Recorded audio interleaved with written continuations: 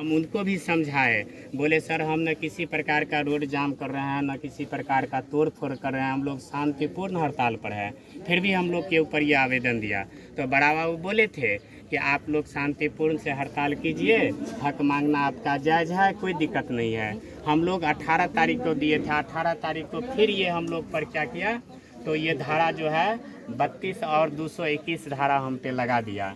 और ये बोला कि जितने भी दीदी समूह दीदी है, जितने भी हम बीके हैं, सारा पर लगा दिया। और बोले कभी भी हम लोग अरेस्ट करेंगे। तो हम लोग तो पूरा हो गए परेशान, पूरा सब तैयार होकर के हम लोग वहाँ गए तो इनसे पूछे कि आप गार्जियन हुए, हम लोग जूनियर है, तो जूनियर का अगर हक मांगने का अगर आप काम नहीं कर सकते हैं तो हम लोग को बाधा भी नहीं डालना चाहिए। लेकिन एक गार्जियन होकर के आप बच्चे पर ही केस कर दिए, ये कहाँ का नियम है?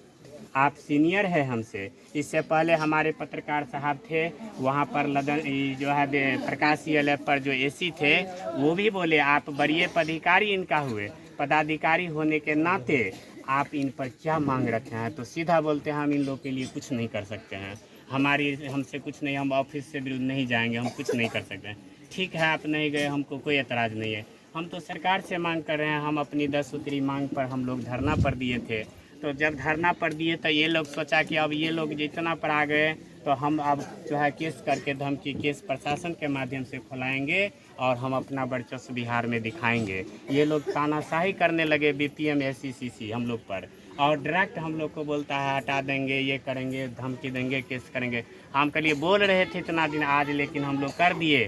अब आप ही बताइए संविधान में कहाँ लिखा है हर विभाग में धरना प्रदर्शन होता है तो कार्य बाधित होता है और उसकी मांग पूरी होती है, फिर पुनः कार्य शुरू होती है। लेकिन हम लोग धरना पे थे तो धरना के पीरियड में आप केस करने का कहाँ का अधिकार है? जब आपका सरकारी आप हुए, आपका ऑफिस हुए, तो हम लोग क्या, हम लोग सरकारी नहीं हुए? हम लोग गैर सरकारी हो गए। जब आप सरकारी है तो हम भी सरकारी है, आप गैर सरकारी है तो हम भी गैर सरकारी है। लेकिन आप हम लोग के धरना प्रदर्शन में आप हम लोग पर केस कर दिए, आप हम लोग का हक मांगना बंद कर दिए। आप बताइए जो 2000-2500 हमारे सीएम दीदी को मिलती है वो भी बहुत दिक्कत से, कंट्रीब्यूशन भी नहीं दीदी दे रही है, बहुत दिक्कत से। आज जो पैसा दे रही है वो भी बंद कर दिए और बोले हैं आप जो 10 रुपया दीदी जमा करती है उसमें से आप 400 लीजिए। उनको 400 तो महीना का आमदनी भी नहीं है, 200-250 है नहीं। तो अब तो हमारे जितने भी सीएम दीदी है हम लोग तो रोड पर आ गए। तो हम लोग का 10 सूत्री मांग था जो हमारे जीविका का जितने भी कैडर है उनको नियुक्ति पत्र और पहचान पत्र दिया जाए, और उसके बाद हम लोग का जो है कंट्रीब्यूशन पर अविलंब रोक लगे और धमकी देने वाले पदाधिकारी पर कानूनी कार्रवाई हो। हमारे जो है जितने भी जीविका कैडर दीदी है वो फील्ड में जाती है, उसका खर्च होता है, उसका 3000 रुपया जो है यात्रा भत्ता मिलना चाहिए। जो आज बीपीएम एसीसीसी को यहाँ आवास भी दिया है, खर्च उसका जो है 60-70 हज़ार पेमेंट है, साल में 5% उसका वृद्धि है।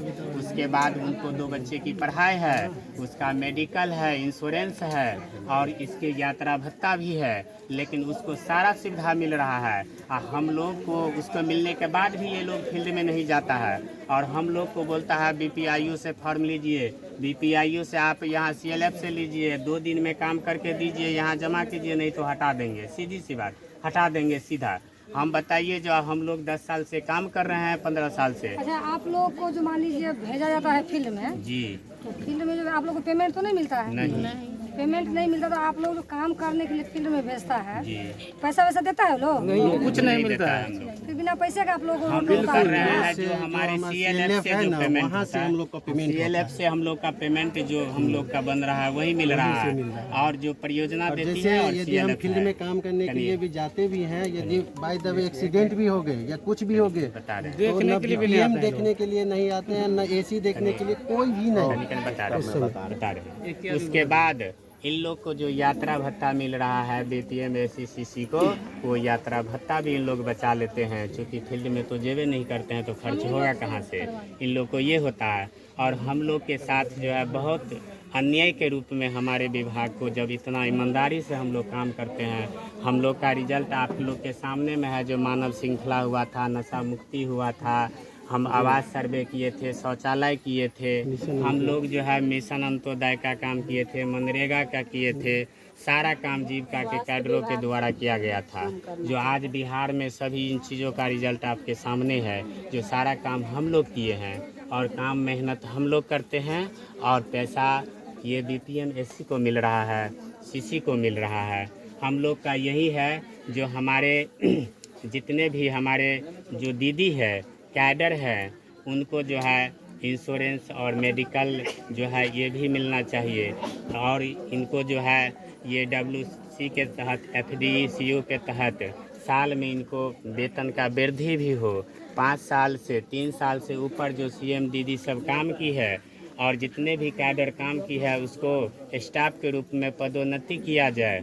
और उसके बाद इन लोग को जितने भी हमारे CM दीदी है उनकी यात्रा भत्ता भी मिलना चाहिए। ये हमारी 10 सूत्री मांग है। और उसके बाद जो हमारी कमज़ोर दीदी है 5 साल से ज़्यादा कर्ज ले चुकी है, नहीं चुका रही है, उसकी कर्ज भी माफ़ हो। और ये यही हमारी 10 सूत्री मांग है। और इसी के लिए हम लोग थे।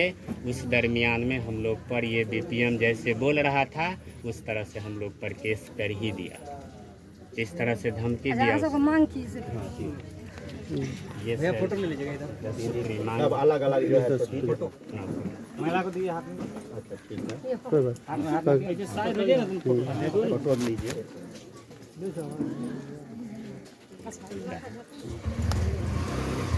पकड़िए एप्लीकेशन पकड़िए आप 2-4 मिनट पकड़ लीजिए। अरे आगे जाकर पकड़िए ना, देखिए ना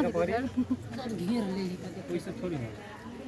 थोड़ा फैलाइए ना, थोड़ा फैलाइए, जगह फैलाइए ना, जगह बनाइए ना, जगह फैलाइएगा तब ना सारा लोग डिजाइन को बीच में दिए ना, साफ तो जगह दिए ना। लीजिए फोटो लीजिए। हो गया अच्छा बाद में FIR जे केलक से कॉपी FIR का आइए इसका भी फोटो लीजिए, सब दे रहे हैं। हाँ, ये जो हो गया एप्लीकेशन हो गया आपके नाम से, ठीक है। और ये जो है ये ऑफिस ऑर्डर जो निकाला है इसका वापस होना चाहिए। ये हम लोग इसको काला कानून कहते हैं, अंग्रेज की समय का एक